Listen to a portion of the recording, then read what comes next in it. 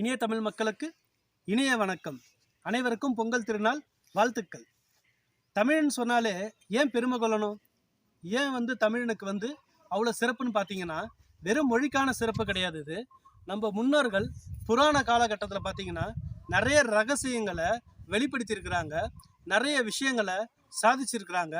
அது ஆன்மீக வாழ்க்கையாக இருந்தாலும் சரி, உலக வாழ்க்கையாக இருந்தாலும் சரி, நமக்கு அவங்க ஏற்படுத்தின கட்டமைப்புகள் பார்த்தீங்கன்னா ரொம்ப அற்புதமானது. அந்த அதிசயங்களும் ரகசியங்களும் தான் நம்ம இந்த வீடியோவில் தெரிஞ்சுக்க போகிறோம். அதில் ஒரு ரகசியம் பாருங்க. பொங்கல் நாம ஏன் கொண்டாடுறோம்? ஏன் சூரிய பகவானுக்கு உணவுப் பொருட்களை படைக்கிறோம் அப்படின்னு யாருக்காச்சும் தெரியுமா? ஏன் படைக்கிறோன்னா, முன்னோர்கள் சூரிய பகவானுடைய விரிவாக்கத்தை எப்படி சொல்கிறாங்கன்னா, புராண காலகட்டத்தில் சூரியன் 7 குதிரையில் வலம் இந்த உலகத்துக்கு உணவளிச்சுட்டு மீண்டும் இரவில் மறைஞ்சு போயிடுவார். இதுதான் சூரியனுக்கு அவங்க கொடுக்குற ஒரு வரையறை. இந்த சூரிய பகவான் அப்படி என்ன பண்ணுறாரு பார்த்தீங்கன்னா, உண்மையாலுமே அறிவியலில் ஒரு மிகப்பெரிய ரகசியம் அடங்கியிருக்கு. அந்த ரகசியத்தை இப்போ பாருங்கள். சூரிய பகவான் 7 குதிரையில் வலம் வரான்றாரு. அதாவது சூரிய ஒளிக்கதிரில் 7 நிறங்கள் இருக்குது.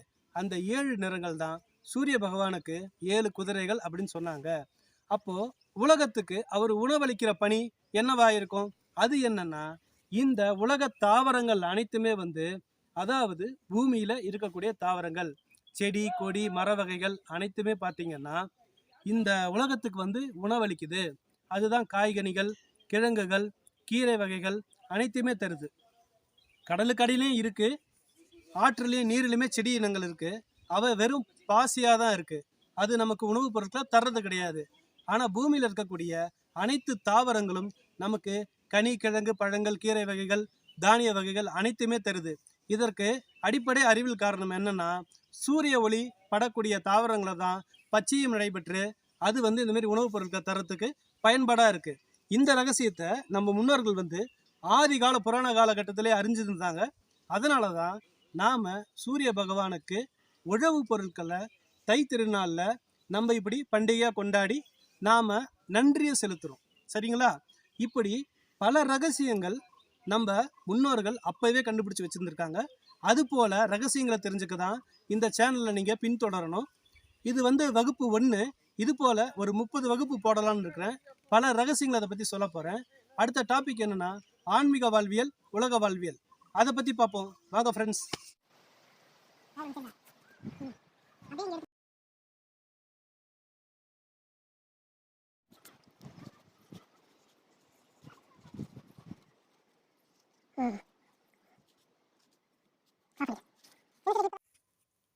இப்போ பார்த்தீங்கன்னா ஃப்ரெண்ட்ஸ், நம்ம தமிழ் முன்னோர்கள் நமக்கு ஆன்மீக வாழ்வியலும் உலக வாழ்வியலும் வரையறை செஞ்சு கொடுத்தாங்க.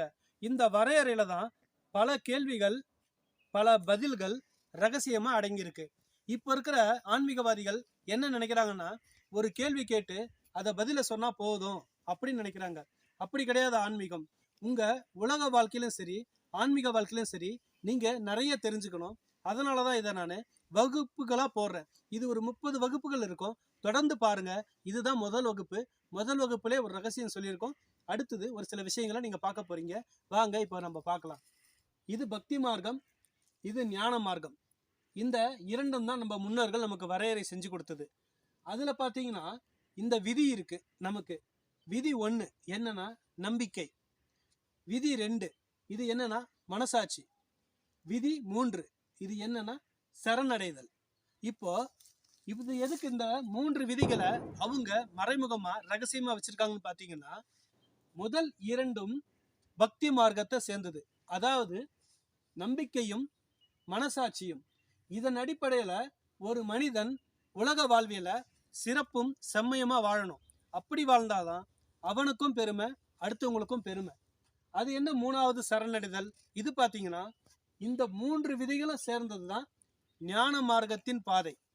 அதாவது இறைநிலை அடையணும், என்லைட்மெண்ட் ஆகணும், ஜீவாத்மா பரமாத்மாவாக மாறணும் இப்படின்னு நினைக்கக்கூடிய அந்த ஏகாந்த வெளிக்கு போகிறதுக்கான ஞான மார்க்கத்தில் இந்த 3 விதிகளுமே கடைபிடிக்கணும். அதில் 3வது விதி சரணடைதல். இதுதான் பக்தி மார்க்கத்திலிருந்து ஞான மார்க்கத்துக்கு வித்தியாசப்படுத்துறது. இதை பற்றியான எக்ஸ்பிளனேஷன் என்னென்னு சொல்லிட்டு வகுப்பு 2ல நாம பார்ப்போம். இது உங்களுக்கு ஒரு அடிப்படை தான் இந்த வகுப்பு. இதில் பார்த்தீங்கன்னா ஆன்மீக வாழ்வியலும் உலக வாழ்வியலும் அடங்குது. புரியுதுங்களா உங்களுக்கு? பக்தி மார்க்கம் உலக வாழ்வியல் சேர்ந்தது, ஞான மார்க்கம் ஆன்மீக வாழ்வியலை சேர்ந்தது. இப்போ ஆன்மீக வாழ்வியல்ல வந்து தவம் அப்படின்னு சொல்லுவாங்க முன்னோர்கள். அதில் பார்த்தீங்கன்னா அகத்தவம் புறத்தவம் அப்படின்னு 2 இருக்கு. எல்லாரும் பேனா பேப்பரில் கண்டிப்பாக நோட் பண்ணிக்கோங்க. ஏன்னா நீங்கள் தொடர்ந்து கவனிக்கும் போது தான் உங்களுக்கு இதுக்குள்ளே இருக்கிற ரகசியங்கள் அனைத்துமே புரியும். உலகத்தில் இதுவரை யாரும் சொல்லாத, வேத புராண இதிகாசங்களில் கூட சொல்லாத ரகசியங்களை நாங்கள் வெளிப்படுத்துகிறோம். இப்படி தவத்தில் அகத்தவம் புறத்தவம்னு 2 இருக்குது.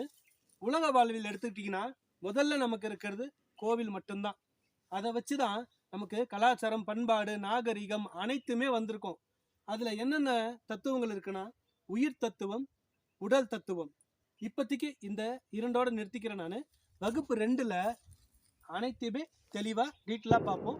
இன்னைக்கு முதல் நாள் வகுப்பு. இந்த வகுப்பில் இதோட முடிச்சுக்கலாம்னு நினைக்கிறேன். கண்டிப்பாக தொடர்ச்சியாக பாருங்கள். நீங்கள் நினைக்கிற மாதிரி இருக்காது இந்த ஆன்மீக வகுப்பு. கண்டிப்பாக நீங்கள் உங்கள் வாழ்க்கையே மாற்றக்கூடிய அமைப்பில் இது கொண்டு போய் உங்களை சேர்க்கும். இதுக்கு நான் கேரண்டி தரேன்.